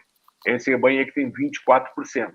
Né? A Índia tem, para nós, hoje, um interesse muito grande na parte de bubalinocultura, porque tem genética e tem, para nossa consanguinidade aqui, algumas soluções. Mas hoje, você chega na Índia, tem cena, depois nós vamos fazer a viagem à Índia, de bezerros nascidos lá com sêmen que vem do Brasil. Isso aí é uma coisa para contar a história do planeta, o que é a colonização inglesa dentro da Índia. E aí eu mostro, Janaína, as principais centrais lá, quais eram os touros que estavam lá. Numa aula de melhoramento animal, deu um susto na gurizada, que eles ficaram apavorados do que acontece hoje na Índia. Aí tem o rebanho da China, que cresce, do americano, que tem só 9%, mas extremamente competente, extremamente produtivo, né? E tem. E aí eu quero comentar uma coisa. Vamos voltar de novo ao tempo de formação, tá? Quando o zootecnista que vos fala se formou, para ser um bom zootecnista, você precisava produzir mais e melhor e menor tempo e menor área. Aí o zootecnista era bom, viu? O cara era bom. Me formei em 1983. Aí vim para a Embrapa do Pará em 1983. A 10ª turma de Santa Maria é formada lá. Eu era presidente do diretório acadêmico, então eu tinha que movimentar, porque era o cara que tinha que brigar lá com outras disciplinas de ciências rurais e não sei o quê. Mas se tivesse essas 4, ele estava bem empregado, era bom zootecnista. Na década de 90, ele tinha que produzir mais e melhor e menor área, menos tempo, em ambiente equilibrado. Entrou forte a questão ambiental. Ele tinha que ter assim. Hoje, os zootecnistas que estão nos escutando, se fizerem essas 5 coisas, vão para a rua da propriedade privada. Porque ele tem que produzir mais, melhor, menor área, menor tempo, ambiente equilibrado e ser produtivo com rentabilidade. Se você fizer tudo isso e não tiver rentabilidade, não tiver lucro, você não vai servir para a propriedade. Ah, mas eu aumentei a produção em 5 quilos por hectare. Mas, meu amigo, você não foi rentável. Você aumentou gastou o custo mais de produção. Então, hoje, o zootecnista tem que fazer as 6 coisas. O zootecnista tem que ser rentável. E se ele não for rentável, não adianta eu dizer que o meu peixe eu estou tirando com 15, 16 quilos, meu tambaqui extraordinário, e aí o patrão diz, puxa lá desse zootecnista aí competente, o que ele gastou de ração. Ah, cara, o cara gastou mais do que produziu. Esse é um outro assunto, uma outra hora, para uma outra área, porque nós vamos conversar, nós estamos conversando agora sobre proteína, é uma live inteira para falar sobre isso aí, porque se você não for rentável, cadê o zootecnista? O zootecnista tem que ser rentável, tem que gerar uma palavra chamada lucro. Lucro não é feio, lucro é necessário. Se não tiver lucro, nós não estávamos falando aqui, não estávamos conversando agora, porque nós não tinha pago a luz, a conta cortada, né? E isso aí tudo. Eu falei luz, agora estou me lembrando um amigo meu que foi para uma pescaria aqui perto, e aí ele pegou um poraquê. Ou quem conhece o poraquê, um peixe elétrico daquele. E aí, quem é que tira do anzol? Não tira do anzol, tira do anzol, não tira do anzol. E aquele de barba amarela, né? Aquilo dá um choque. O cara sai tremendo, sabe? Parece que o cara está num trio elétrico lá em Salvador. E tira aqui, não tira. Aí um cara mais corajoso foi lá, tirou o poraqué do anzol, abrir imediatamente a barriga do poraqué, né? E tinha 3 contas de luz vencida dentro, então ele não deu choque. Essa hora, só lembrando do poraqué. Viu? Aí, passando esse rebanho bovino, vamos falar do nosso concorrente. Nós falamos que é a Índia, né? E aí? E aí, Janaína? Que cena é essa, Janaína? Olha aí, gente. Que coisa é isso aí? Esse é o nosso concorrente, Janaína. Esse aí, o cara que tirou essas fotos são ilegais, para começar. Não sei como é que ele tirou, mas isso aí é um cemitério, isso aí é um lixão, porque toda árvore, toda vaca, todo mosquito, qualquer ser vivo, ele nasce, cresce e morre. Se não pode abater, aonde ele vai morrer? Lá nas grandes cidades onde ele vai? Ele vai para uns santuários, né? Tu imagina esta cena no Brasil, na televisão, em algum jornal que passe às 8 horas da noite, com uma voz, boa noite, aí está a pecuária brasileira. Nós quebrava no outro dia. O cara nos quebrava a machado, a paulada na nuca, se não tivesse choque. Estes são os nossos concorrentes. E aqui, o motivo aqui de nós discutirmos isso é dizer que nós, é claro, primeiro não temos isso. Não temos essa questão religiosa, essa questão difícil, que não é toda a região da Índia, uma grande maioria. Mas a Índia continua sendo exportadora porque exporta carne de búfalo para a China. Ela está colada na China. Mesmo brigando, mesmo em guerra, mesmo em rusga, mas exporta carne para a China. E se a guerra continuar, ainda mais agora com a aliança que ela fez com o Japão, ela não bota mais carne da China, e daí? E daí? Vai ficar onde? Já que não pode ser abatido. Não existe frigorífico, né? Existe uma matriz zebuína que acabou por causa de uma colonização europeia, onde entrou o gado Jersey, entrou o gado holandês, e hoje tem isso aí. Então, essa cena é só para provocar o nosso colega, que quando eles forem falar, mas tem um maior rebanho na Índia, perguntar, sim, é um rebanho de tanto... E vem cá, e quando a vaca envelhece e vai morrer, para onde ela vai? Ela morre no meio da rua? Ela morre caminhando lá em Hyderabad, lá em Nova Delhi, lá em Shangipur, lá em Dubai? Aonde ela vai? Ela vai para um santuário, né? Santuário como esse aí.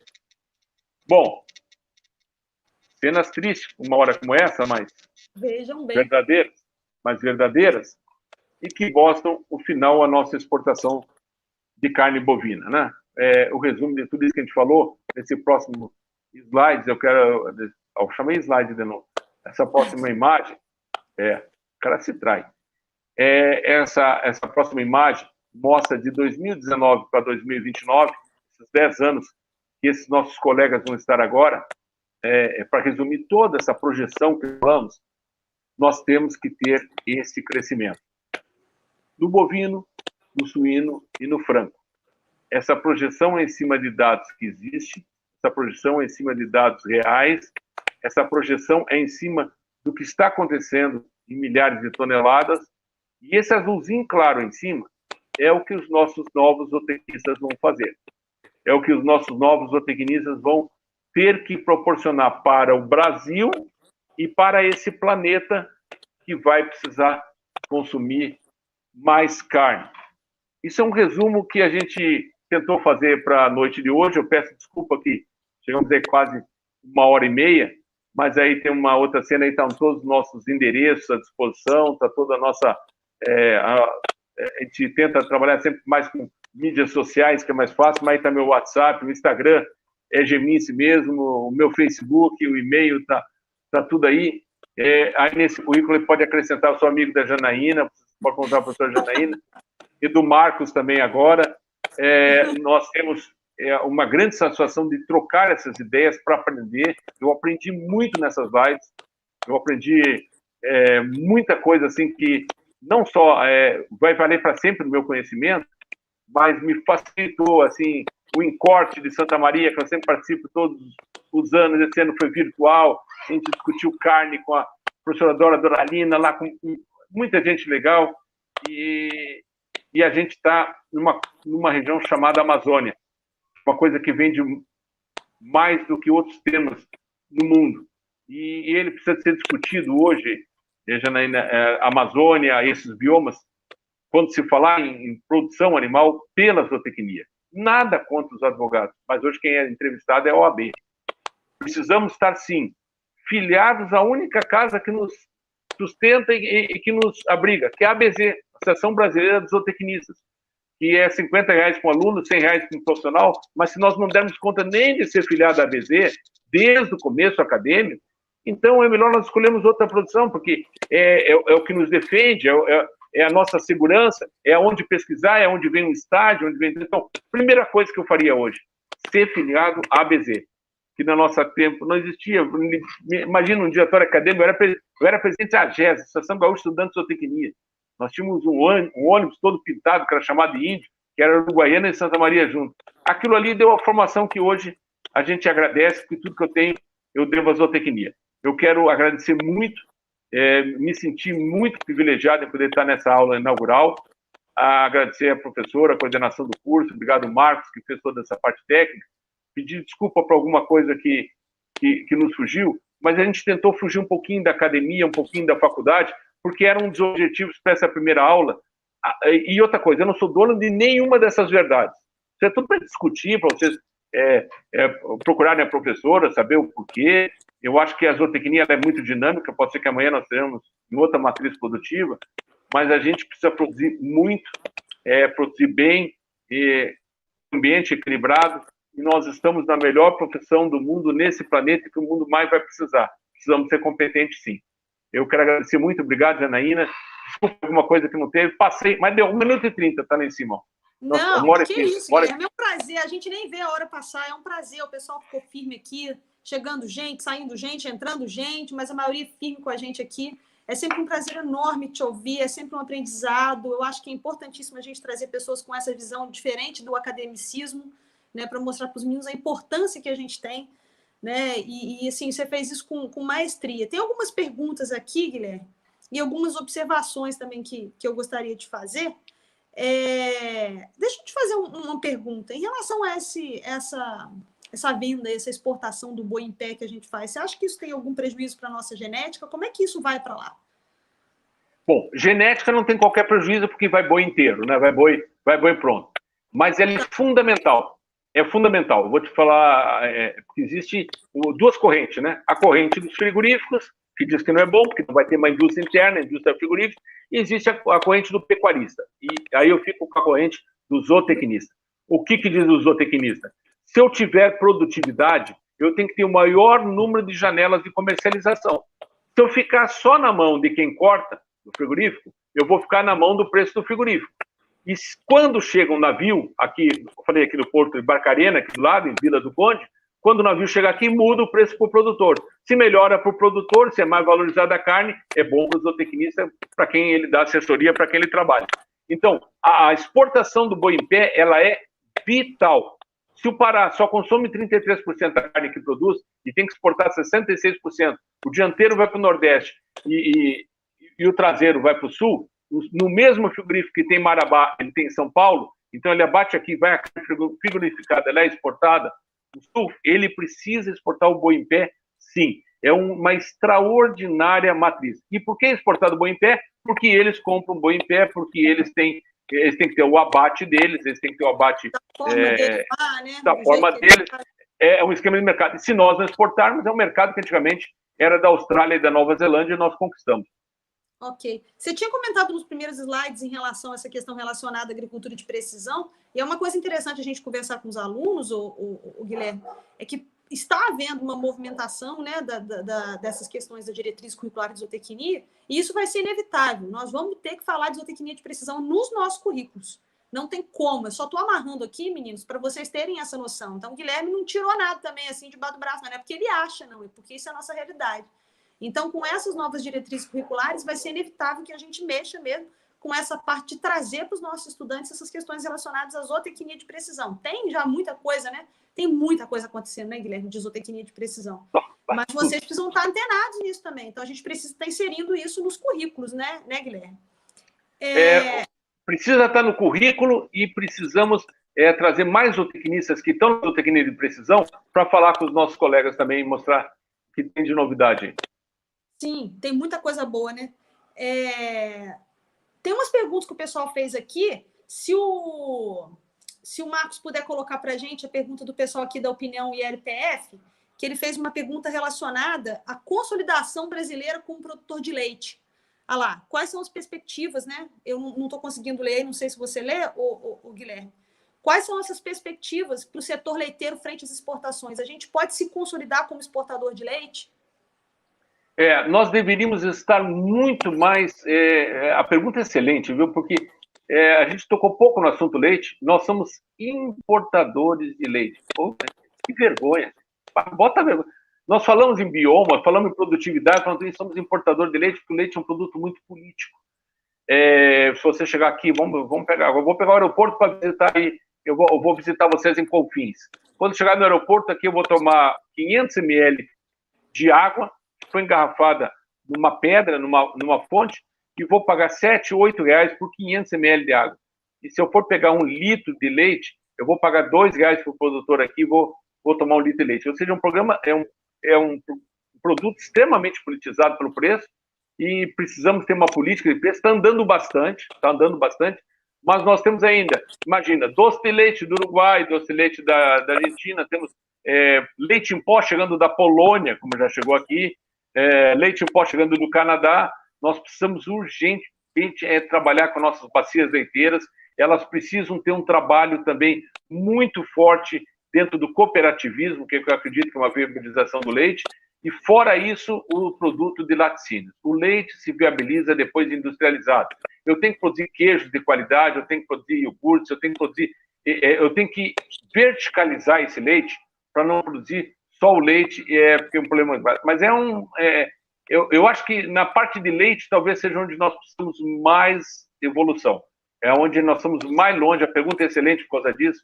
O Brasil é importador de leite, era para ser exportador, era para estar lá em outros patamares, mas é por diferentes motivos. Nós ainda somos muito carentes nessa área. Nós terminamos agora, nesse momento, aqui o concurso das búfalas leiteiras do Marajó. Imagina, búfalas leiteiras do Marajó. Temos hoje na Índia, nós visitamos lá com lactação de búfalas, 17 litros pela manhã, 17 litros para tarde.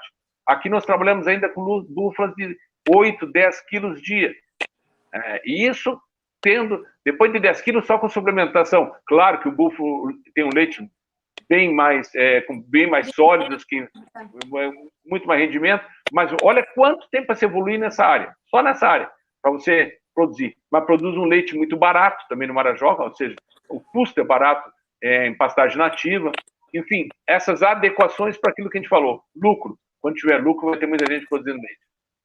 Marcos, coloca a pergunta do Ricardo Martins aí, que ele pergunta se você acha que vai ter uma migração da pecuária para o semiárido. Essa migração já está acontecendo, porque a agricultura vem expulsando, claro, quando eu falo expulsando, é onde ela é mais produtiva, ela produz mais por hectare. Apesar que nós temos fazendas aqui dentro, hoje produzindo novilhas, produzindo R$ 2.200 por hectare. Vou repetir, R$ 2.200 por hectare, produzindo carne brancos de qualidade, carne gourmet para colocar em boutiques, enfim, com uma outra matriz de produção, abaixo de 18 meses, o confinamento que vocês têm aí em Minas Gerais, no norte de Minas Gerais, extraordinário lá da ARG, eu estive visitando lá 77 mil vacas confinadas, enfim, existe polos, existe modelos como esse em pleno semiárido. A ARG na região mais seca do norte de Minas e sul da Bahia. E ela prova que é viável com água de subsolo, enfim, e com pivô para as pastagens. Aí vocês têm conhecimento do trabalho da RG aí, que é um detalhe importante. Com certeza, sim, Ricardo, a projeção para esse próximo ano, principalmente aqui na região que a gente chama de Matopiba, Maranhão, Tocantins, Piauí e Bahia, é de alta produtividade. Alguém perguntou aí da brincadeira lá na Índia, acho que foi o Valdir, gente. Não sei se ele está assistindo ainda. Colocar o do Balai do Devir aí, ele mesmo. A questão da vaca ser sagrada lá na Índia, não tem mercado, né, para o zootecnista ali, né? Nesse sentido. Né? Mas a questão da bubina. Eles não consomem nem bubalino, né, Guilherme? Não come carne. Não, carne nenhuma, nem suíno, nada. Isso não vale 100%. Isso não vale 100%, viu? Não come assim, mas tem várias regiões da Índia, tribos, enfim, lá é a maior democracia do mundo, mas cada estado é soberano. Então, eles têm leis internas e a gente sabe que existe isso. Mas a deusa Shiva não ia deixar. A Índia tem tudo que nós temos aqui, alta tecnologia, 6G já, satélite, tem polos de Chandigarh lá em cima, quase no norte, nós temos lá quase nas franjas do Himalaia, já quase na Índia, com altíssima tecnologia. A Índia não tem uma coisa. Vamos ver se você adivinha o que é. Faculdade de zootecnia. Não existe a faculdade nem a mentalidade de zootecnia. Então, como eles só absorviam leite, como eles só trabalhavam com isso, o que eles fizeram? Os ingleses chegaram, misturaram e fizeram um composto que não tem todo o cruzamento, sem planejamento, sem composto, hoje não tem saída, acabaram com o maior patrimônio, quase acabaram com o maior patrimônio das vacas ebuínas. A falta de zootecnia pode ter sido fatal, a mentalidade da zootecnia, a faculdade de zootecnia, para todo um continente. Quase há uma erosão genética, e é isso? Não, aconteceu uma erosão genética. Erosão genética aconteceu. Aconteceu em grandes proporções. Grandes proporções. Aqui, ó, o pessoal do grupo de estudos aí no GMA, Grupo de Estudos de Melhoramento Animal, pega o telefone o contato do Guilherme comigo, para vocês terem uma conversa com ele, né? Eu acho que vai ser muito bacana vocês chamarem ele para ter uma conversa, tá? Tem uma outra pergunta aqui, como que está a questão da zootecnia com a criação de tilápia? Vai entrar aqui para mim já, que eu não estou conseguindo ler. Para doação de pele, que o Brasil fez para Beirute, alguma coisa assim. Giovana Bueno que perguntou. Você sabe disso? Sei. Há mais tempos, a Universidade de Zootecnia do Ceará já desenvolveu o trabalho da produção de pele para queimados. Né? E a pele da tilápia ela teve um resultado extraordinário. Então, agora, nesse último acidente no Porto de Beirute, onde 2 navios cargueiros de bovinos estavam, infelizmente, no porto, 2 navios que vinham aqui, ou seja, de todo aquele desastre, ainda fica 2 navios desses que transporte gado estavam no Porto de Beirute. Mas a pergunta é bem clara. Nós vamos trabalhar muito nisso aí, em tilápia ainda, no couro da tilápia, vai evoluir bastante, principalmente para essa área de queimados. O Brasil já tem a tecnologia, nós já temos a forma de produzir, está sendo liderado por Universidade Federal do Ceará. Bacana. Tem mais pergunta aí, Marcos? Acho que não, né? Mais alguém tem alguma pergunta, alguma coisa para colocar? Obrigada aí, pessoal. Guilherme, assim, de coração mesmo, muitíssimo obrigado. Assim, é muito bom te ouvir, vai bom demais para os nossos estudantes ver pessoas assim, zootecnistas que estão tão empenhados em fazer a nossa profissão. Um comentário que você fez aí em relação à ABZ, eu queria dizer aos meninos, aos nossos calouros, que a primeira anuidade da ABZ para quem entrou em 2020 é gratuita, né, Guilherme? Assim como para quem está se formando. Então, olha que bacana. Eu teria tido muito orgulho se eu fosse filiado à ABZ desde o meu primeiro semestre, não, Guilherme? Quanto nos facilitaria?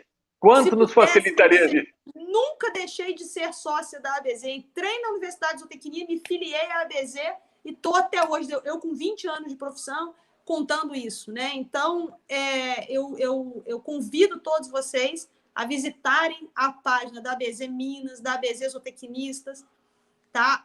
O site da ABZ para se filiar, e qualquer coisa vocês entrem em contato comigo, porque eu estou nesse momento, né, Guilherme, como diretora da ABZ aqui em Minas, do que me orgulho muito e tento fazer o melhor que posso, né? Então, por favor, vamos colaborar, né, gente? Na UFSJ a gente tem que ter bastante aluno filiado, né, Guilherme? Senão o pessoal vai puxar minha orelha, né? Eu acho que quando a pessoa abraça uma profissão, vai depender dessa profissão, tem que primeiro fortalecer ela. É claro.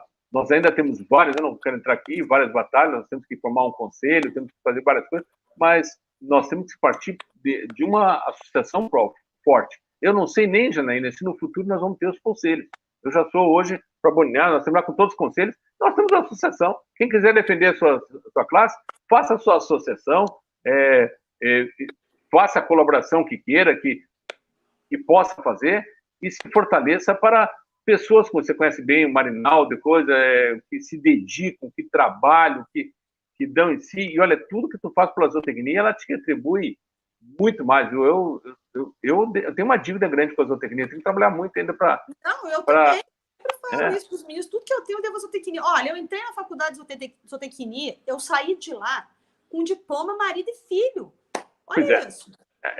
Exatamente. Minha vida, não estou dizendo para ninguém fazer isso não, tá, pessoal? Não. Tudo que eu tenho, eu devo à zootecnia, né, Guilherme? Pronto, então... todas as conquistas, e é uma coisa...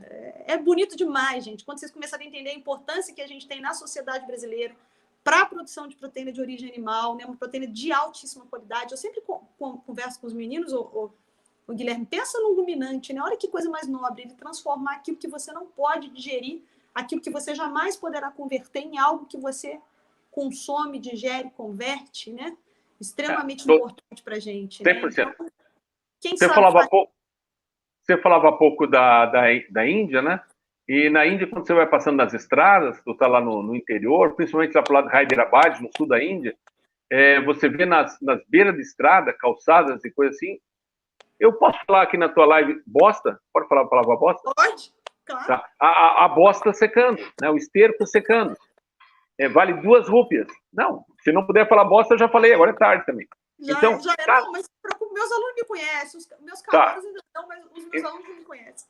Tá bom. Então, a bosta do búfalo custa 2 rúpias, que é como ele cobre a casa dele, como ele se abriga. e é como ele tem na cabana dele, que ele tem 1 hectare apenas, 1 hectare no meio do nada, do mundo. Ele tem 1 hectare para plantar arroz, ele tem que plantar rápido esse arroz, para depois botar uma pimenta, botar uma coisa, porque ele não pode nem... A resteva ele tem que cortar e queimar, para depois plantar uma outra cultura, porque só tem 1 hectare. Ele tem, junto com ele, 1 bilhão 396 milhões de habitantes. Então, tem que produzir para ficar vivo. E, às vezes, o grande patrimônio dele é ter 2 búfalas. Uma Nili Harvey, uma Pandipuri, e ela tem que ser leiteira, porque ela depende do leite, do esterco, de tudo que ela produzir. Então, essa vida da zootecnia. Se você tem uma situação hoje mais confortável, vamos tentar multiplicar, porque tem muita gente dependendo de nós. Aqui eu queria mandar um abraço para o Ricardo Martins, que ele é professor do Instituto Federal do Ceará, no campus Crato. E ele está comunicando para a gente aqui, Guilherme, que os alunos do primeiro semestre do curso de zootecnia do campus estão acompanhando a live. Olha que bacana. Olha aí. Essa é a vantagem também da gente estar aqui, né, online, e poder agregar outras instituições aqui na nossa aula. Um abração, Ricardo. Muitíssimo obrigado aí por ter incentivado Obrigado, Ricardo. a participar com a gente.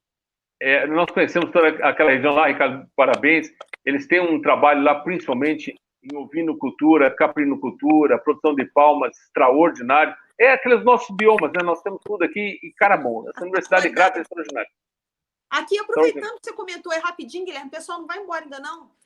Só uma coisa que você não comentou, eu queria que você falasse, se você consegue falar para a gente. Como é que está essa questão da ovino-caprinocultura no nosso agronegócio? O impacto ele é tão pequeno assim mesmo, é tão pouco significativo? Você acha que está crescendo? Tem uma perspectiva bacana? Como é que está isso?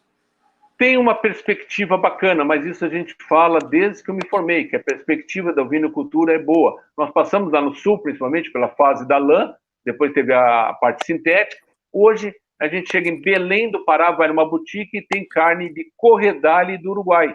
Alguma coisa está errada. Nossa cadeia da carne tem que ser organizada. E a pergunta nos grupos de WhatsApp, quando chegamos agora no final do ano, agora mesmo, quem é que tem cordeiro? Quem é que tem uma banda de borrego para vender? Quem é que tem? Não tem. E você tem que organizar a cadeia. Tem que organizar a cadeia. Ela é viável, assim. O Nordeste é uma potência, porque o Nordeste, com a caprinocultura e ovinocultura, é a carne que mais se consome, principalmente no interior do Nordeste. E tem um hábito alimentar da caprinocultura, né? E criam com excelência. Aqui no Norte, nós temos caprinos, temos ovinos, mas já temos que cuidar com maior teor de umidade, mas construir apriscos bons, levantar bastante, cuidar pé dilúvio, cuidar a questão da verminose, principalmente a ovinocultura, que é fundamental, desenvolver pastagens para ovinos e caprinos, né, que é diferenciado. E aí, numa das lives da Janaína, eu aprendi como é difícil fazer um capim para caprinos e que esses caprinos respeitem essa pastagem. Vou aprendendo nas lives.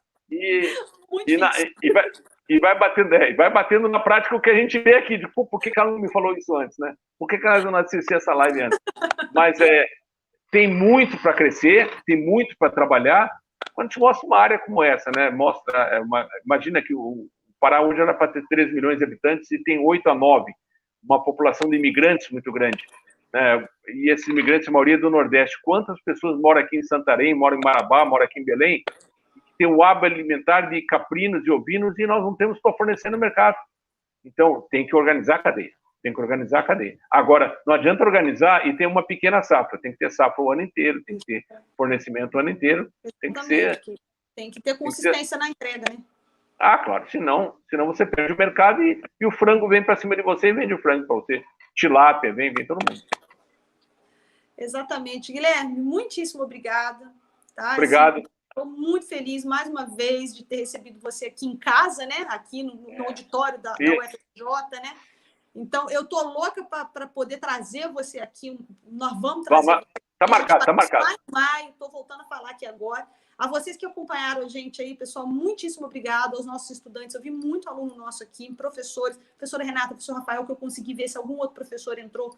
Aí, um abraço, obrigado pelo apoio. Tá? Então, Guilherme, muitíssimo obrigado. E aos nossos calouros, a mensagem que eu digo e deixo para vocês é a seguinte. Vou falar baixinho, tá? Vai gravar, vai estar aí, mas nós somos foda, nós somos agro, nós somos forte, nós somos zootecnia.